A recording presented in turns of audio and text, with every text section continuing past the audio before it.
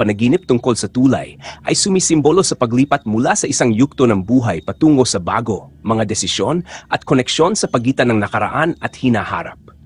Depende sa itsura at kondisyon ng tulay, maaari itong magpahiwatig ng hamon, tagumpay o kawalang katiyakan. Matibay at maayos na tulay. Madali mong malalampasan ang mga pagsubok at matagumpay mong maabot ang iyong mga layunin.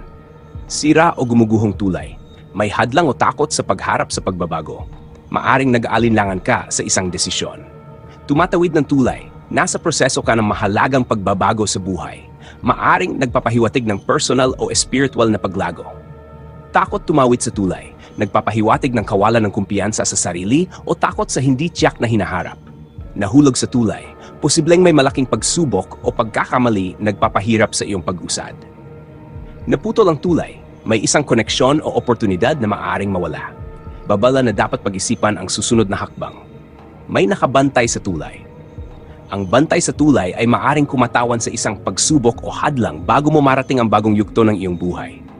Maaari itong isang spiritual na gabay, isang bahagi ng iyong sarili na nangangailangan ng paglaya, o isang karmic test na dapat mong lampasan bago makatawid.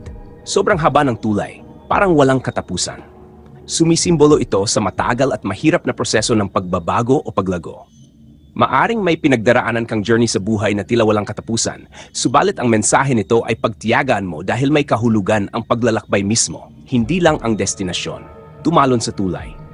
Ang pagtalon ay maaring nangangahulugan ng pagtakas, pagsuko o biglaang desisyon na maaring makaapekto sa hinaharap. Kung sa panaginip mo ay hindi ka natakot, ito ay sumisimbolo sa pagyakap sa pagbabago o pagtitiwala sa kapalaran. Kung natakot ka, maaring nagpapahiwatig ito ng takot sa hindi inaasahang pagbabago o pagkawala ng kontrol sa isang aspeto ng buhay mo. Gintong tulay. Ang ginto ay sumisimbolo sa kayamanan, espiritual na kaliwanagan at dakilang oportunidad. Kung tumatawid ka sa isang gintong tulay, ito ay tanda ng isang mahalagang pagbabago patungo sa mas mataas na antas ng buhay. Maaring material na kasaganaan, kaliwanagan ng isipan, o isang espiritual na paggising.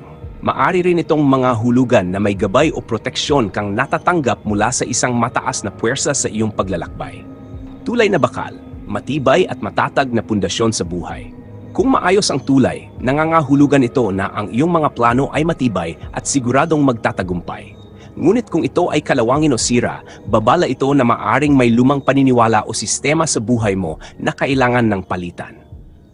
Tulay na gawa sa semento, isang matibay ngunit hindi flexible na koneksyon. Posibleng ikaw ay nasa isang matatag, ngunit mahigpit o hindi nababago ng madali na sitwasyon sa buhay. Kung may bitak o sira, mag-ingat sa isang bagay na akala mong sigurado pero maaring biglang gumuho. Tulay na kahoy, pansamantalang daanan o isang delikadong transisyon. Ang kahoy ay madaling mabulok o masira, kaya ito ay babala na ang kasalukuyang landas na tinatahak mo ay hindi pa ganap na matibay. Maging maingat sa mga desisyon na maaring hindi pang matagalan.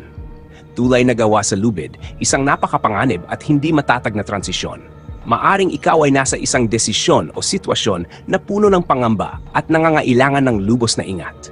Kung nanginginig ang lubid, ito ay babala na maaring hindi ka handa sa pagbabagong nais mong pasukin.